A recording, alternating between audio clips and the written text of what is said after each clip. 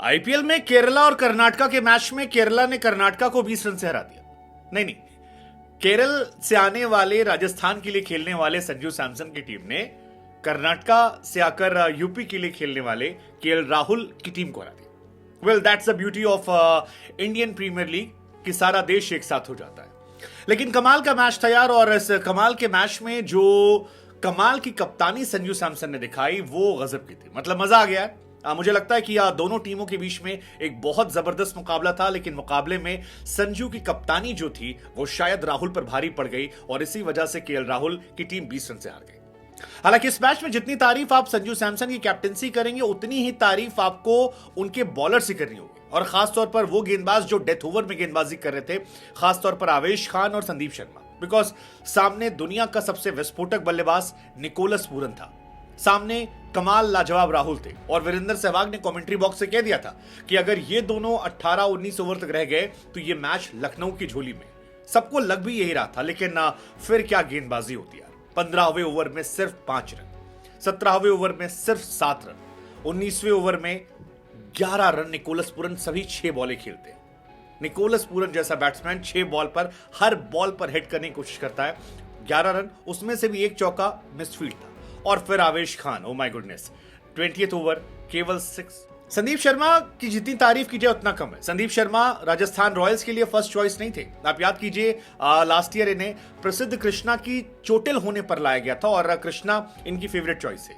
लेकिन ऐसा लगता है कि हैदराबाद ने इनको छोड़कर गलती की और राजस्थान ने इनको पाकर खुशनसीबी महसूस की। मतलब क्या कमाल का ओवर था यार। 3 ओवर 22 रन और 1 विकेट। इस 3 ओवर में जो ये 22 रन है इसको आप आधे कर दीजिए, क्योंकि जिस तरह की गेंदबाजी और जो क्लास बॉलिंग थी, आई थिंक डेथ ओवर्स में ऐसी गेंदबाजी बहुत कम देखने को मिलती है, और ये कमाल इनका रहा। हालांकि डेथ में राजस्थान रॉयल्स हमेशा से एग्रेसिव रही है, न सिर्फ उनके तेज गेंदबाज बल्कि उनके स्पिनर्स भी। अगर आप 16 से 20 ओवर में 2022 से देखेंगे तो युजी चहल जो है वो हाईएस्ट विकेट टेकर है, 25 विकेट निकाल चुके हैं ना। ये अपने आप में खास है। बाकी टीमों के भी कई गेंदबाज हैं, जैसे हर्षल पटेल के 21 हैं, नटराजन के 19 हैं, राशिद के 18 है, पथराना के 18 है, भुवनेश्वर के 18 है, शमी के 17, मोहित शर्मा के 14।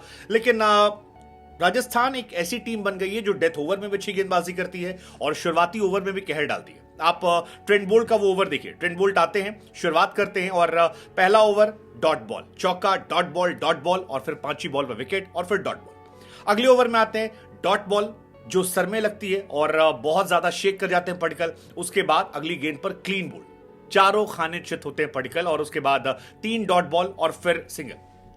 सो आई थिंक उनका जो ये बॉलिंग का कॉम्बिनेशन है ये उस टीम को बहुत मजबूत, और क्योंकि ये टीम काफी स्ट्रांग हो गई है और उसका असर भी दिख रहा है। ट्रेंट बोल्ट, मुझे हमेशा लगता है कि मुंबई इंडियंस ने इनको छोड़कर बहुत बड़ी गलती की है, और तब से मुंबई लगातार एक पेस बॉलर की तलाश में है जो बुमराह के साथ मिलकर कमाल कर सके। आईपीएल 2020 के बाद ट्रेंट बोल्ट ने 23 विकेट निकाले हैं केवल 55 ओवर में, जिसमें उनका एवरेज 12 का है, इकॉनमी जो है वो 5 की है। एंड आई थिंक ये बहुत जबरदस्त गेंदबाजी उनकी है। 22 विकेट निकाले उन्होंने। I mean that shocking. अगर आप सेकंड और थर्ड नंबर को देखोगे तो आपको समझ में आएगा कि ट्रेंट बोल्ट की बॉलिंग का कितना फायदा होता है। नंबर 2 पर मोहम्मद शमी है जिन्होंने 8 विकेट निकाले हैं, भुवनेश्वर है जो 8 निकाले हैं, और बोल्ट अकेले 22 है। यानी आप सेकंड नंबर थर्ड नंबर को कंबाइन भी कर दीजिए तो भी वो बोल्ट के आसपास नहीं आते।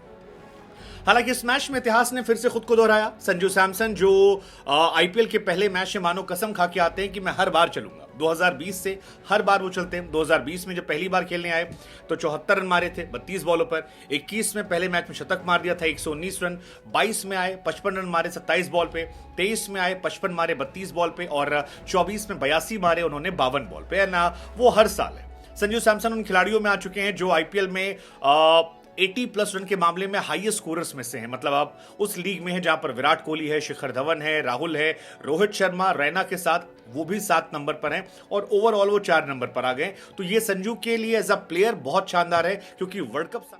हालांकि इस मैच में एक चीज जो मुझे शॉकिंग लगी वो थी केएल राहुल को लेकर। केएल राहुल ओपनिंग कर रहे थे, और ओपनिंग बैट्समैन के तौर पर मेरे मन में डाउट आया कि क्या केएल राहुल के इंटेंशन वर्ल्ड कप खेलने के नहीं है। आई मीन अगर वर्ल्ड कप खेलना होता तो फिर आप ओपन नहीं करते, और अगर ओपन भी करना होता तो 26 बॉल पे 26 नहीं मारते। हालांकि राहुल ने बाद में पेस किया, अगली 10 बॉल पे 26 रन बना दिए, बट एज अ ओपनर वो थोड़े स्लो साउंड कर रहे हैं। और अगर मिडिल ऑर्डर में नहीं खेलते हैं वो, तो फिर संजू सैमसन, ध्रुव जुरेल, ईशान किशन या फिर ऋषभ पंत और बाकी जो बल्लेबाज हैं वो कहीं ना कहीं इस लीग में आगे बढ़ जाएंगे, बिकॉज इंडिया में टॉप 3 पोजीशन के लिए पोजीशंस जो है वो ऑलमोस्ट लॉक है 5-6 खिलाड़ियों के बीच में, तो वहां राहुल नहीं आ रहे। हालांकि राहुल आईपीएल में एवरेज के तौर पर हाईएस्ट है, 58 का उनका एवरेज है, लेकिन आपको यह जानकर हैरानी होगी कि लूजिंग कॉज में भी राहुल लेते हैं। राहुल 50 प्लस स्कोर करने के बाद 10 मरतबा ऐसा हुआ है कि उनकी टीम हारी है, और शायद इसकी वजह यह है कि राहुल का स्ट्राइक रेट जो होता है वो बहुत स्लो होता है, इस वजह से शायद उनकी टीम हार जाती है। इस मैच में अगर कुछ और नोटिस करने वाला था तो वो Riyan Parag. I mean personally I am very impressed with Riyan Parag. उनकी batting 29 ball 43 run, and batting से ज्यादा उनका एटीट्यूड और fielding approach, I think that was class apart. Riyan Parag को मैं इस साल अच्छा करते देखना चाहता हूं, और मुझे लगता है कि वो जो एक जोक बनता था कि 5 बैट्समैन 5 बॉलर एक रियान पराग, वो शायद इस सीजन खत्म हो जाएगा और एक स्टार प्लेयर राजस्थान को मिल जाएगा।